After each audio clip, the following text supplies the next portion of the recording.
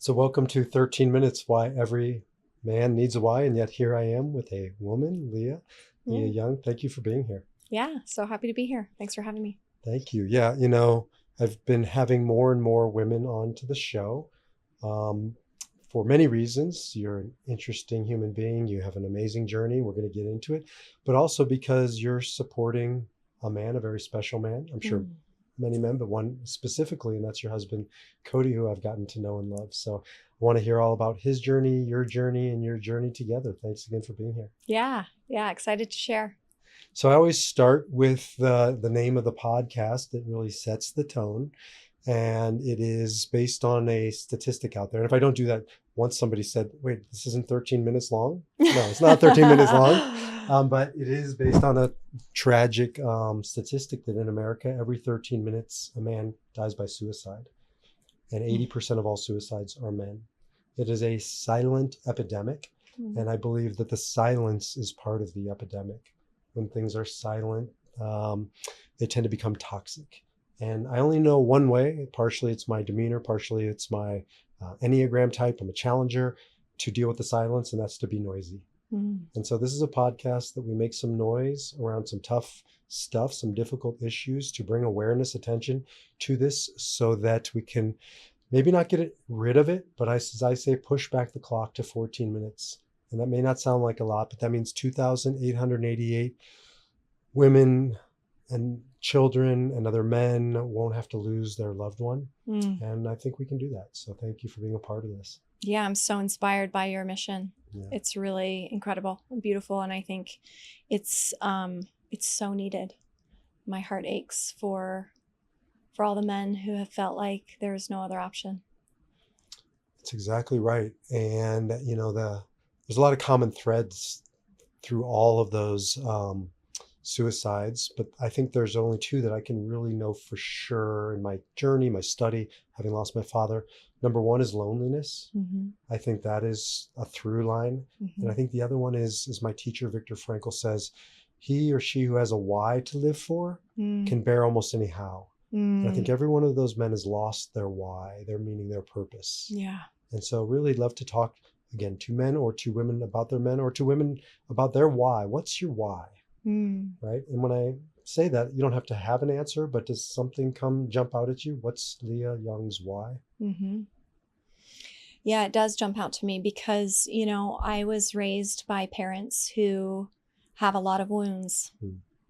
Yeah, and a father who was raised by his father, who was an orphan and who found his belonging in the military and was a really high up military general. And often those people who are at the head of war have a lot of wounds, right? Because in order to sit in that capacity, they have to be to a great degree quite disconnected with themselves, right? Because in order to harm human beings and to be in charge of harming human beings, and this was over the arc of his lifetime, there's something that's so disconnected within ourselves. Because when we're deeply connected to ourselves, we recognize that we're all one and we can't harm in the same way. And that pain through many different ways was passed down to my dad and to his siblings. And so I've been the child of a father who is in so much pain and who's lived a life of addiction because of his inability to feel his pain and because of his programming being told that, what a man is, right?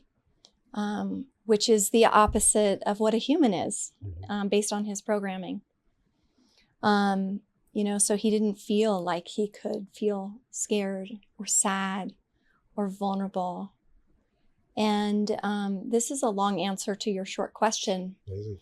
But as you started talking, and I didn't even touch on this with you before we started the podcast, just like, yeah, I come from a line of very wounded men. And as a byproduct of that wounding, they've caused such great harm, and often to the people who they love most. And so my dad wasn't really a part of my life growing up.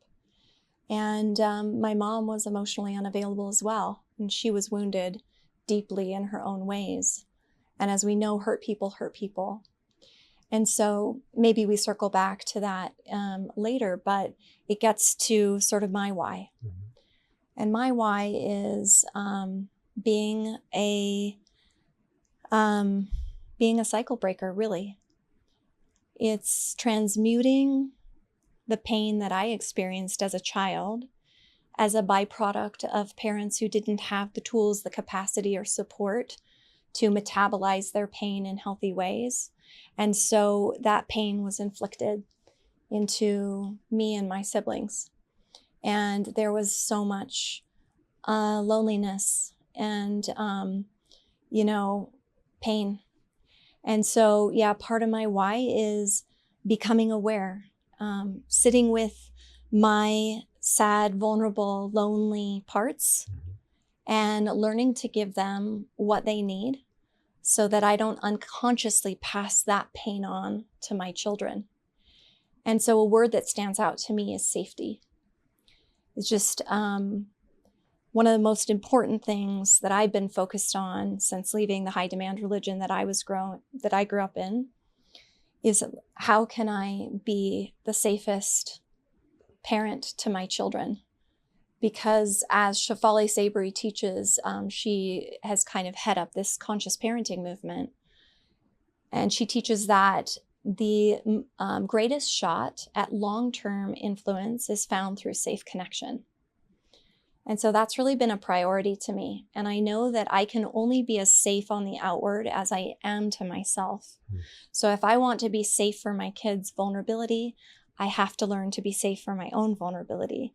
If I want to be safe for my kids in their times of shame or weakness or, all of those challenging feelings, I have to first learn how to sit with those parts of me, because all we're doing is projecting our inner landscape into the outer world.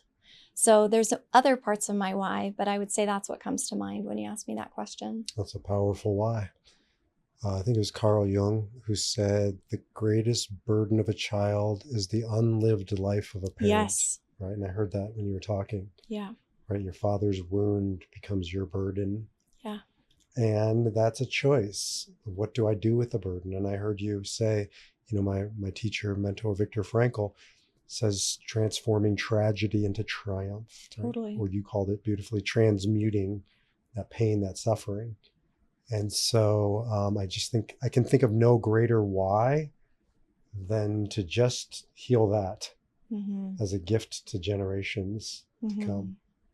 Powerful why. I also heard you say something, and I know your backstory, but our audience doesn't.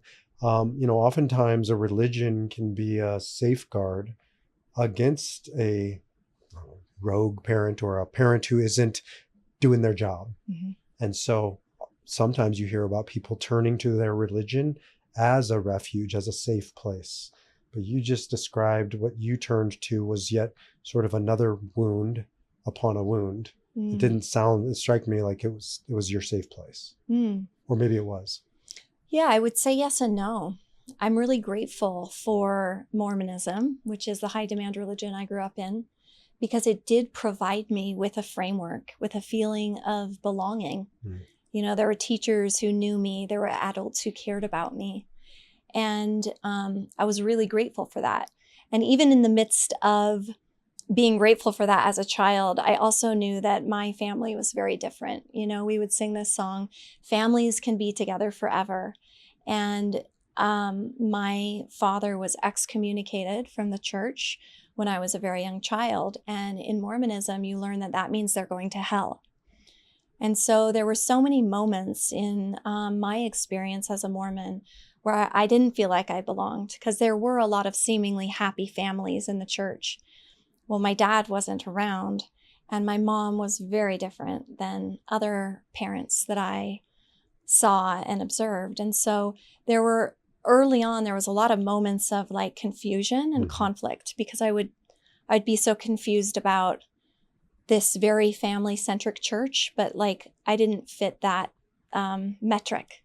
Like other families can be happy, but mine can't because mine family's broken. But all that to say, I think in my early years, it provided, being a part of this system provided a lot of benefits to me. And so I'm so grateful for all the good. And I'm really grateful for the things that kept me trapped and that slowed my progress. I mean, I trust the perfect unfolding of it all. So I think it all happened in the perfect timing. And also, the older I got, the more misaligned I started to realize my experience in Mormonism was. Yeah, I mean, that's a whole path we could go down, but I'll pause. No, that's amazing. It's really lovely to hear somebody who can hold the tension of both good and bad, or constructive and destructive, because oftentimes as a survival tactic, we have to make something just wrong. Yeah. Right. And it takes a lot of probably inner work, or certainly reflective of who you are, to be able to kind of hold the tension of curse and blessing, if you will.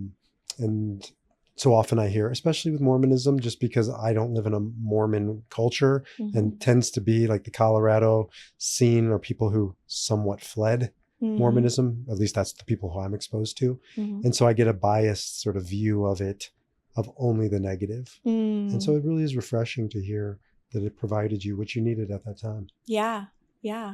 I'm so grateful. And, you know, when I support people through this transition, you know, I think that we can get caught in this very binary way of thinking about things. And as I support people through the arc of their reclamation path after leaving this high demand religion, it's really important to honor and recognize not just the shadow, but the light, right? Because we can really get stuck in this place of like anger and resentment, and that energy just doesn't serve long term. There's a phase that we have to go through, right? When we feel like we've been lied to, that we've been abandoned or kicked out, which was our experience by this community. We've lost our friends. We're in a place of where all of our family thinks that we're lost and fallen. Of course, there's going to be anger. Sure. But an important part of healing is actually being able to see that there was beauty in it all, right? So true. When I was growing up as a Jew in Nebraska, you can imagine, not a hotbed of Judaism. And most of my friends were, and I'm still friends with them, evangelical. And so at the time, it was very hard for me to hear, you know, you're going to hell. We love you. We want to save you. It's coming from a place of goodness. But I was an adolescent, and I was reactive. And, you know, as I've gotten older, I've really appreciated their love for me so much that they cared enough to try and save me. And I know enough about my life and my beliefs now that it doesn't move me one iota, right? You can believe whatever you want. I know my path. I know my truth. Yeah. And so, you know, that security, that confidence takes time to develop. And it sounds like you really have done a lot of development work in that space. Yeah. You as well. And I know another thing Mormonism provided you was Cody, right? Isn't that the context of how you guys met? Absolutely. One of the greatest gifts of Mormonism. Yeah. I'm so grateful. Thank you, Joseph Smith. Yeah, actually, totally. Thank you, Brigham Young. Yeah, right? That's right. The namesake. Yes, Was absolutely. it Cody's great uncle or something? Yes, his he's a descendant of Brigham's brother Lorenzo, one of Lorenzo's wives. So here we are. Thank you, So Lorenzo. here we are. So grateful. Yeah, truly.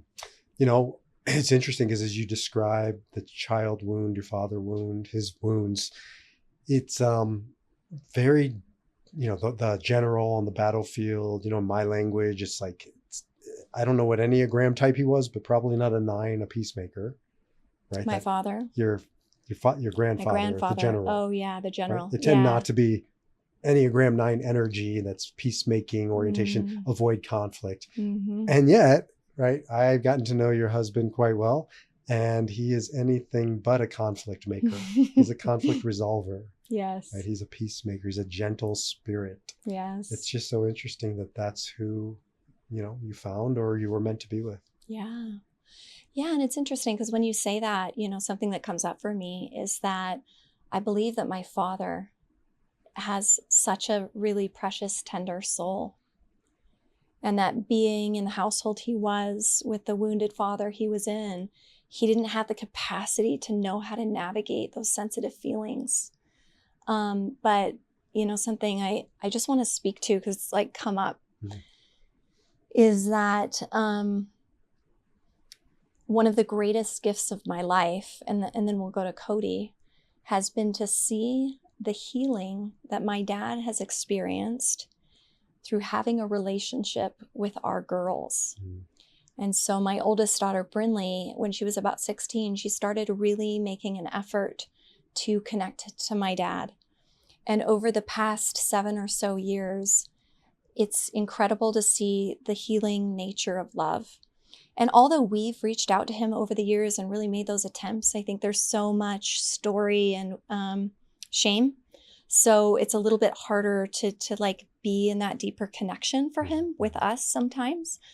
But every time we talk, the only thing he talks to me about is the last conversation he had with our daughters, or a gift that he wants to buy them with the little means he has. And so it's been so beautiful to see someone who still lives in full addiction come alive like a child through being loved, and just a manifestation of how powerful it is, for this old man who's lived a life of loneliness and addiction to feel energetically like a beaming little kid because he has these 4 girls who love and adore him.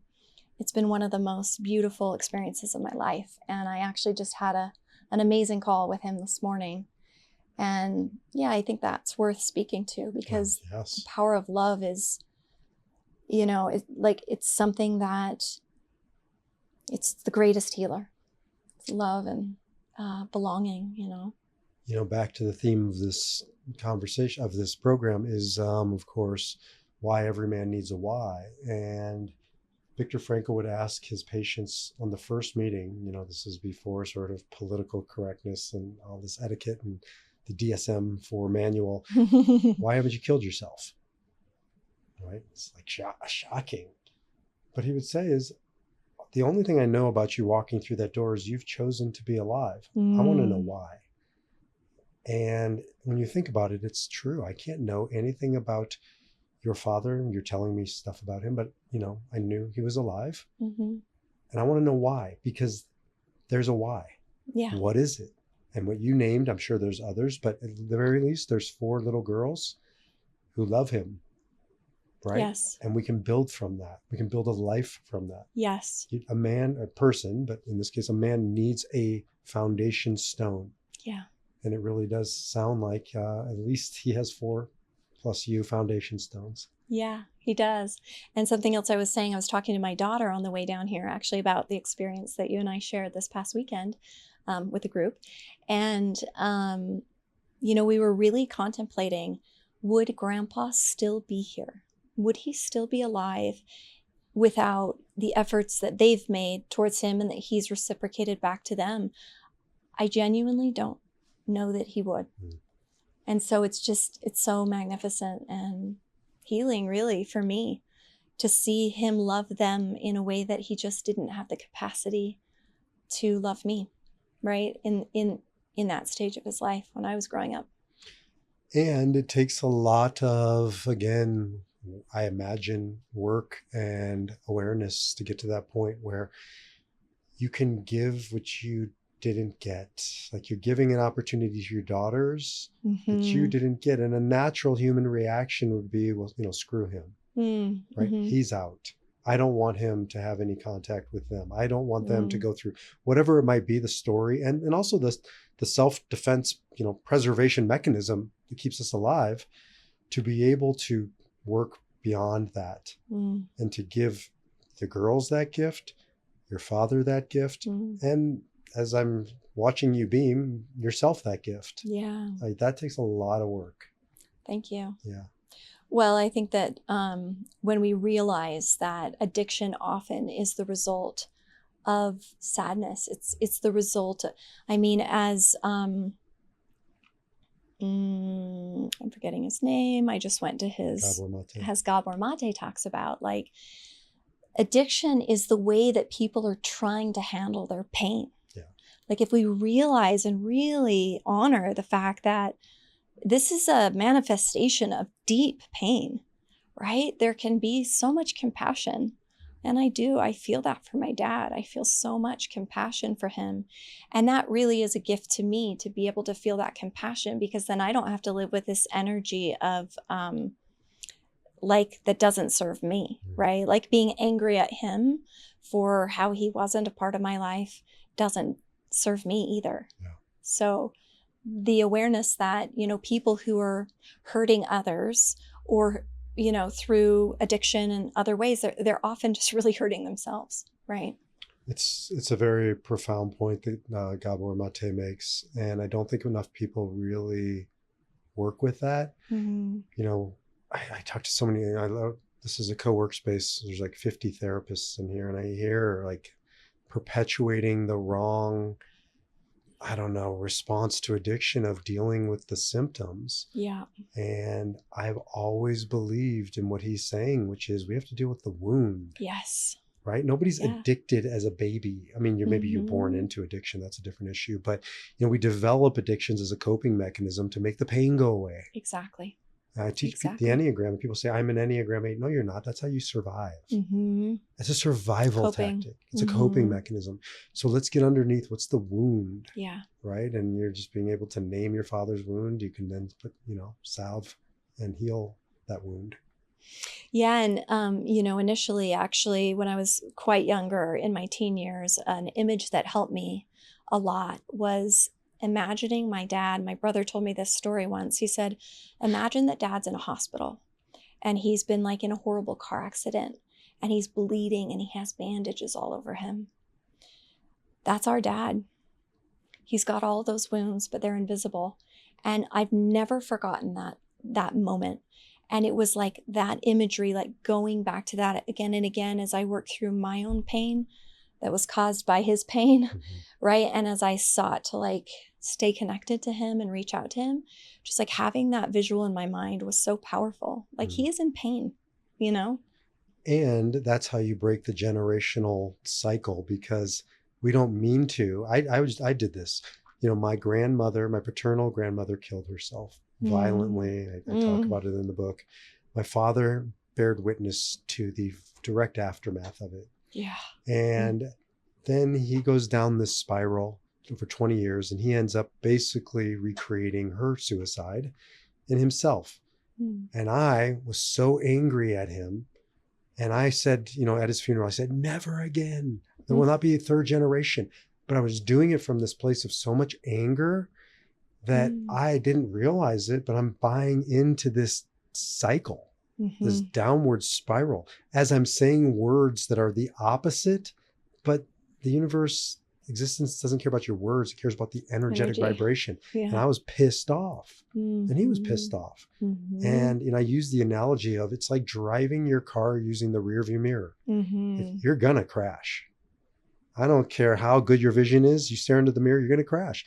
And one day I just had massive empathy, 1,000 reasons why, but, and it was like, that was the moment that the cycle broke.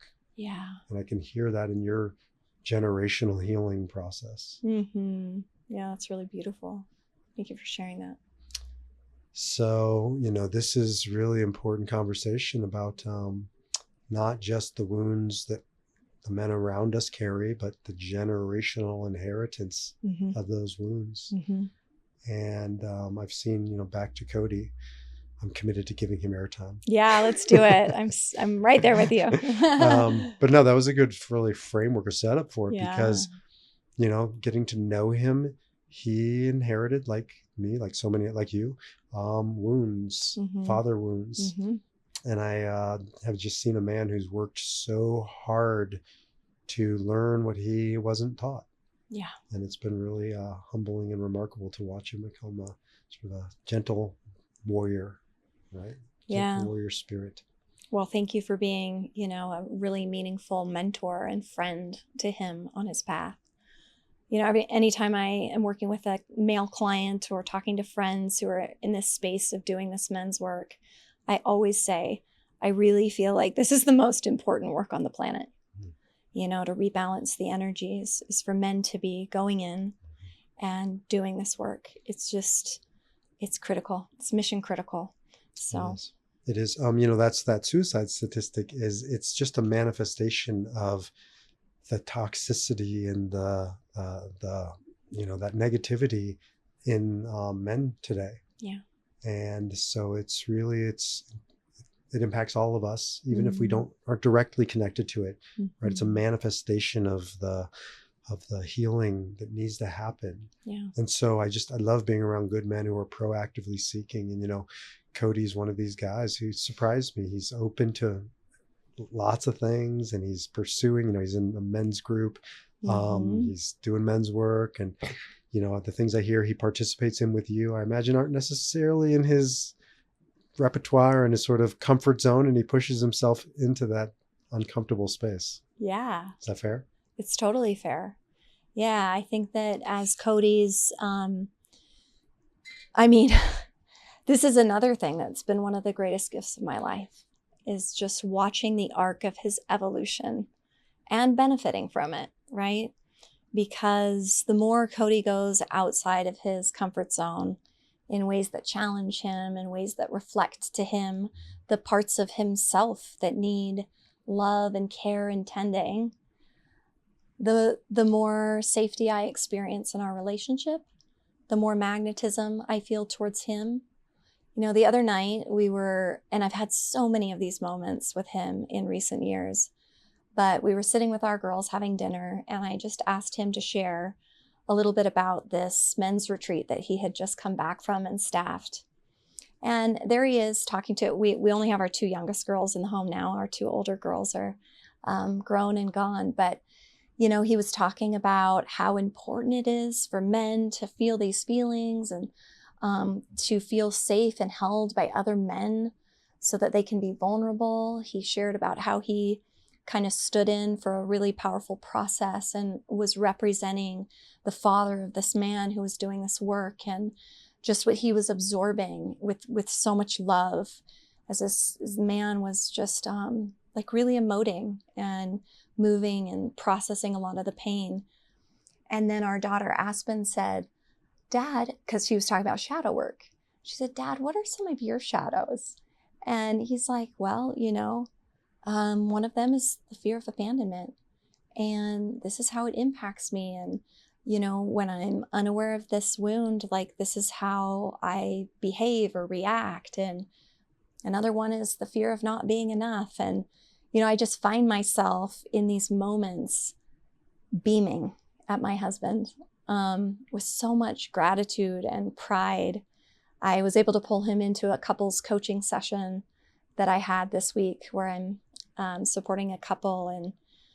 And it was so beautiful to just see that he has gained so much wisdom that can be of value and of service. Last night we were having a couple over, a post-Mormon couple, and same thing. I was just witnessing this wisdom that is a byproduct of him going into his inner landscape, right? And I think that part of the wound for men and women is this illusion of external worthiness, right? It's I'm good when other people see me this way. I'm good when I come across as powerful. I'm good when I come across as I've got it all together, all these illusions and all the stories. And, what I've really seen Cody do is prioritize his inner landscape. And as he's done that, he's been able to give himself the things that he's looked to others in the past to give him, which makes him feel safer, which has increased his capacity to connect more deeply with others because he's connected more deeply with himself. So he can stand in front of that man and he can hold space, right, for all of these parts of this man that are being felt because he's done that for himself. And I just feel like the luckiest to be able to witness this massive transformation and evolution from a man who was programmed in a high demand religion to be Mr. Nice Guy, to try and make all the moves to do the right thing so no one was ever upset at him, so that he got the feedback he needed from the external world that he was good, to literally flipping that script on its head and saying, no, I have to be solid in who I am, to know that I'm good from the inside, so that I'm empowered, so that no matter how anyone else is experiencing me, I'm purpose-driven, I'm values-driven, I know who I am, and my worthiness is cultivated from the inside out. Aho. I mean, how about witnessing that evolution in someone? Yeah, it's quite remarkable when the nice guys do this work, because they're, I'm not a nice guy. There's a book, No More Mr. Nice Guy. Yeah, you know the book? It's been so pivotal for him. Yeah, I know. So but I'm going to write the book, No More Mr. Asshole. Okay. Nobody writes that book. But you should write that book. You're an author. But it's the opposite side of the equation. Yeah. And I think that the nice guys in some ways are up against it more than the not nice guys, because society rewards the niceness. And nobody apologizes for their little kid being so nice. Right? Nobody apologizes. Right. Well, he's happy to give up his values for you. Yes. Right? Well, what? Yes. Right? I don't want him to be nice. Nice isn't good, by the way. Right? My trivial example of that is when I go out to lunch with somebody and they're nice and they don't want to tell me I have spinach in my teeth. That's not nice. That's not kind. It might be nice. It's not kind. Have the courage to do hard things, say hard things, get your needs met, communicate your needs, right? But in our society, you can never be too nice. And it's better to give than receive. All this bullshit, this messaging that the nice guys especially get. And then for them to defy that is a Herculean effort. Totally. Right? Most guys can never summon that courage or don't have the support system, because what happens oftentimes, I see it, is people say they want them to change, but when they start changing and they're not so nice and they have needs and they have expectations and they have boundaries, people stop getting what they wanted from the guy. And so they get negative feedback and they don't want to lose the relationship or be abandoned. And so it's as much also about the context of the man as it is about the man. Right? His home, his wife, his kids. And so I just think it's one of the most remarkable things when a nice guy becomes not so nice. Yeah, absolutely. And, I think the illusion, and I see this in a lot of the work I do with men and women, the illusion is that if I look this way, if I act this way, if I do all these things to make other people happy, I will be loved, I will belong. The truth is that the more of that we do, the lonelier we get, because we feel like our worth, our value, our belonging is based on this rubric of doing things the right way for other people. True belonging is authenticity. And true belonging is like allowing others to see us, because that's how they become more connected to us. But the Mr. Nice Guy isn't seen because he doesn't have needs and he doesn't have feelings and he doesn't ask for help. It leads to a lack of connection. So, I just see this again and again in the work I do with people. And it's so beautiful to see them rise out of this. But, and women have this a lot, right? And we've been programmed in different ways. If I have the right boobs, if I have the right eyes, if I have the right lips, if I have, and if I'm sweet and I turn the other cheek and make sure everyone else is happy. Some of the women I work with who could be on the front of magazines are some of the saddest, most lonely people I know. And they've tried so hard to be loved in all the wrong ways. And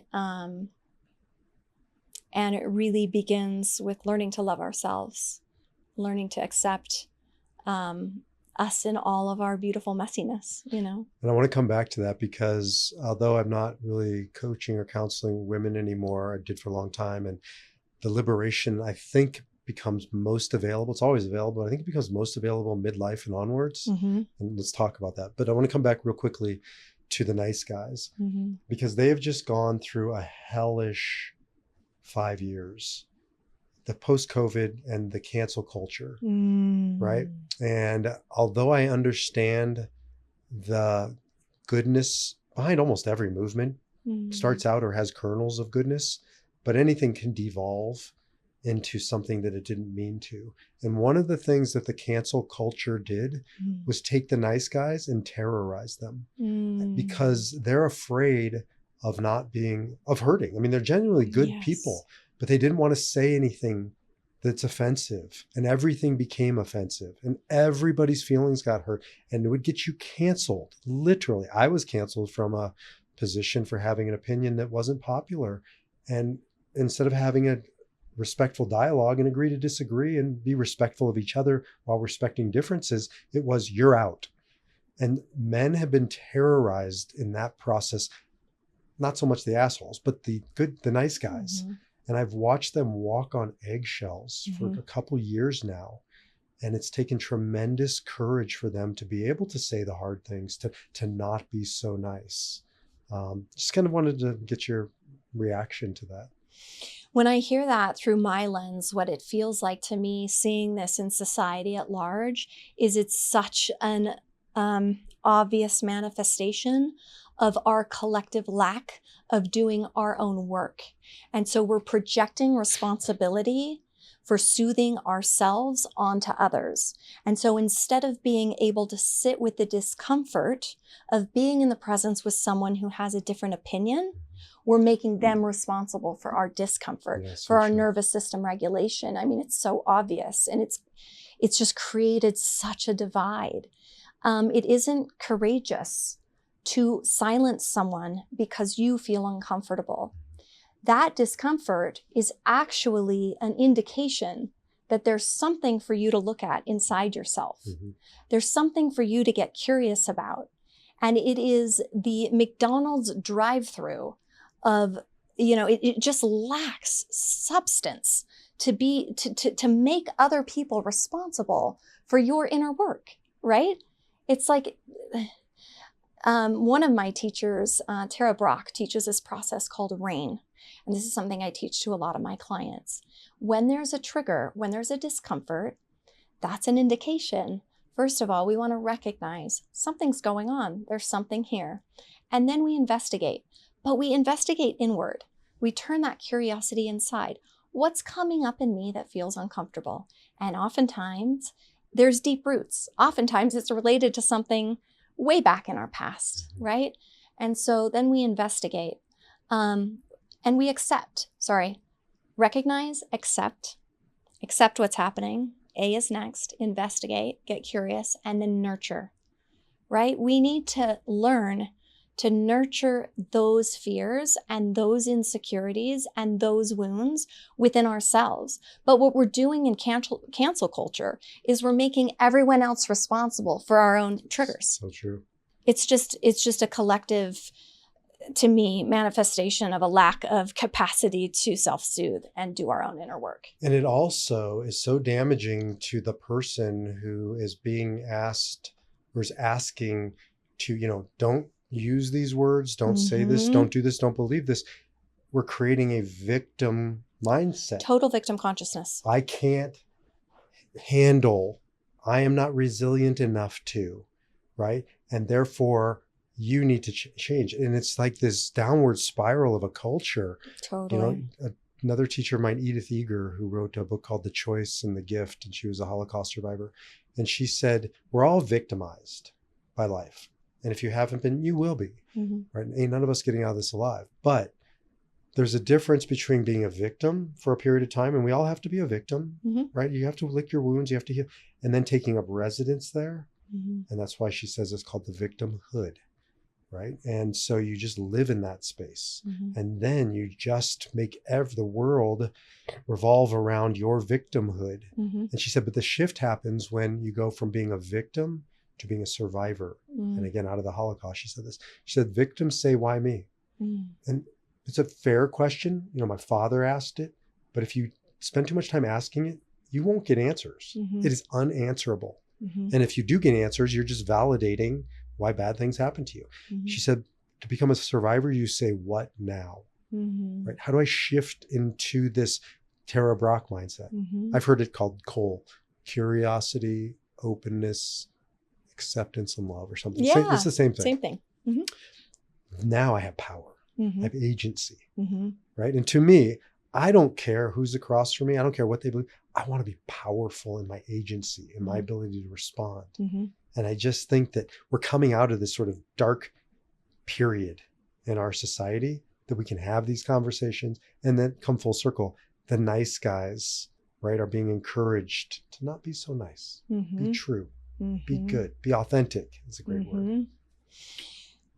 And something I just want to point to when you were talking is this, the power to choose part is really important. And in order to create that power and that awareness, there has to be a gap between the stimulus and the response. I talk about this a lot in the coaching work I do, and I've worked a lot on this in my own work, is that when we're trying to shift a pattern, we have to sort of like get inside and interrupt that and make a bookmark.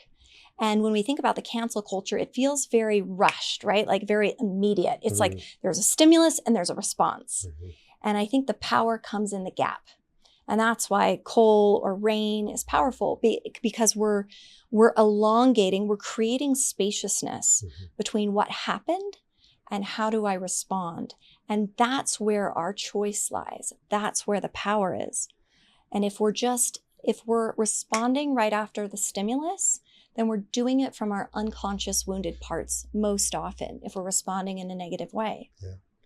My entire professional and personal worldview is built on Viktor Frankl's famous quote, between stimulus and response, there is a space.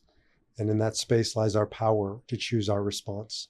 And in our response lies our growth and our freedom. Yes. And so you're naming it, it's expanding the space, expansion, right? And that's what I love in this work and in these conversations, is the expansion, right? And to me, that's God. And call it whatever you want. Wayne Dyer says, isn't it interesting? Buddha, Krishna, Allah, Shekhinah, Yeshua, God, they all have the ah sound. And the ah is an open sound, and it's a primal sound. Ah, it's expansion. Yeah. God is expansion.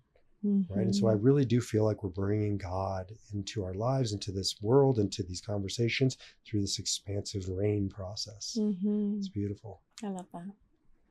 I guess along those lines, since you said we were together in that group setting this weekend, can I say what we were doing? Oh, absolutely. We went on a group journey. Yeah. Using a Kabbalistic framework called Kabbalat Shabbat, the Friday night rhythms of the Jewish tradition, but it's not for Jews. It's really taking these beautiful wisdom traditions and principles and expanding and doing it through prayer, doing it through meditation, doing it through song. We had some beautiful song, thanks to Daniel King. Shout outs to Daniel. Yeah, we love you, Daniel.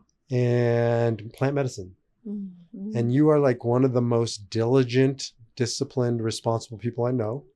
Thank you. Right? Enneagram 1 in my language. I am a 1.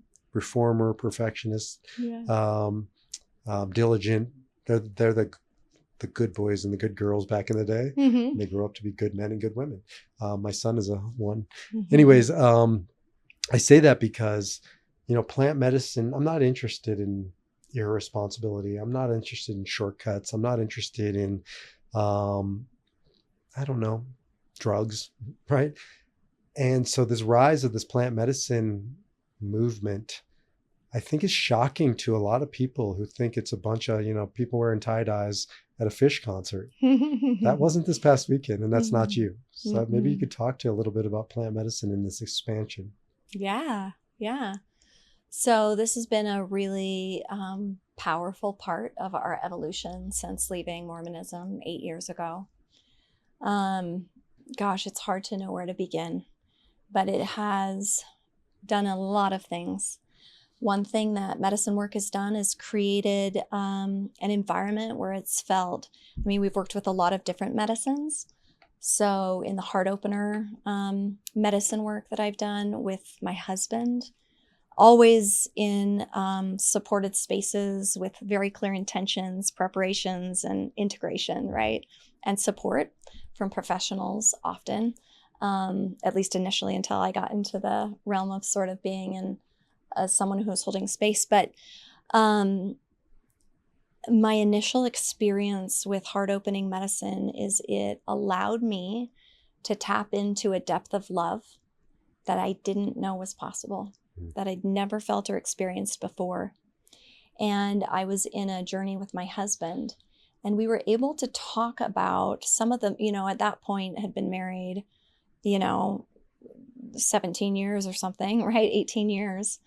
And we had been able to talk with such openness, gentleness, and understanding around the themes and patterns that were the most sensitive and painful in our marriage. And when he was sharing some of those things with me, I could hear him with like love and compassion and understanding instead of having my triggers and my wounds in the driver's seat. And same with him. So, initially it was just this sort of magical tool that helped us understand each other in a way that we just didn't have the capacity to before. The more that I've sat with that particular kind of medicine, the more I feel like I'm able to access that frequency of love, that depth of love. It like created a map for me to get to a place that I hadn't been. And now I'm able to access that more frequently and almost like pull that vibration into my daily life. And so that's been one really powerful aspect of medicine. Another has been being able to go back to experiences, formative experiences that I've had as a child. Cody has as well. Like being able to go back for Cody, a big one was like being that 6-year-old boy on the porch, listening to his parents fighting as they were getting divorced, and the terror and the anxiousness he felt, and really being able to see when his abandonment wound began, right? To be able to understand, how did this part of me develop? And so for both him and I, like we've been able to go back to these times in this present incarnation, where we have this spotlight that illuminates, why are we sensitive in this way? Why are we scared in this way? How did that moment in time impact my relationship with intimacy, right? And so it feels like this really beautiful way to peek behind the curtain and get like the insider scoop on our own life. And it's like deciphering the code. It's like cracking the code is what it feels like to me. And my experience is that a lot of my work in the medicine space, be it with ayahuasca or psilocybin or other medicines, a lot of the initial work for many years was around surrender. It's terrifying, actually, to truly surrender. It sounds simple, but when you're in the medicine and deep experience, I feel like it's the most courageous thing I've ever done. Because you have to allow yourself to feel, see, and experience things that you may not, you don't know. It's a total loss of control. You don't know what you're going into. But the deeper my capacity to surrender, the greater the spotlight. The more I see, the more I feel, and the more I heal. And so a lot of my work in medicine has really been around the surrender, the process, the fear of surrender, letting go of control, right? And I'm so grateful that the gifts that I'm given when I surrender and trust my soul, trust the medicine, trust the wisdom of God or the universe, the gift that I get back is always greater than the pain it took or the fear it took to surrender. So true. It's such a great explanation. Thank you. Yeah. And there's not an explanation. There's sort of your journey. That's right? my experience. But your experience share helps me and other people sort of start to either have the courage to explore in this capacity, or just to, bear witness to another person's journey, somehow open something in us. So thank you. Yeah, one of the things I've really come to love about plant medicine is not the actual journey, which is its own thing. It's the intention, the preparation, right? It's sort of like an orientation point to do some specific work. Yeah. So I can get ready for it. Mm-hmm. And it just helps me frame the moments, the leading up to it, the journey itself, and then the integration process. Mm-hmm. And I just think that, people listening who don't know anything about plant medicine or are on the fence or considering it, as a sort of a plant medicine community that's growing, I think we're overselling the journey and underselling the preparation and the integration. Does that resonate with you?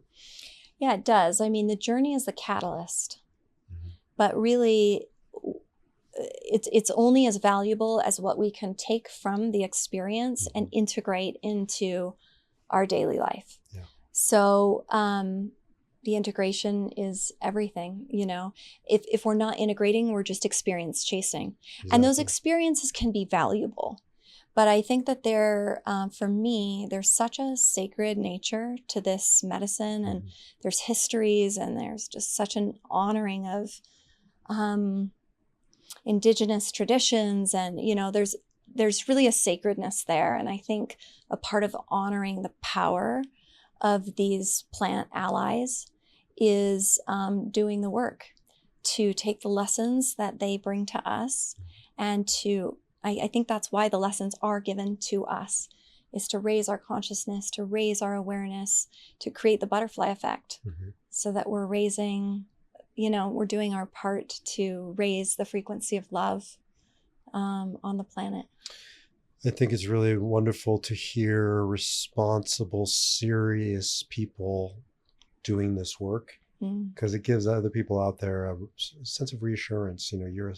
Again, I've already talked about you, and your husband's equally as serious, as diligent, as responsible.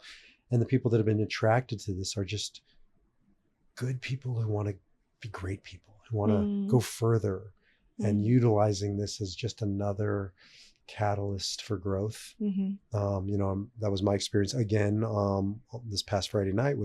These are just beautiful souls who want to just shine, and it was a really healing process. We went a little bit deeper into the sharing this time. This was your first journey with us.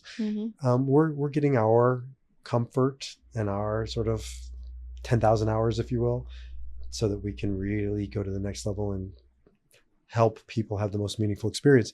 And this time we just lingered a little bit longer on people sharing what they were letting go of, what they were coming from, as they shifted into where they're going.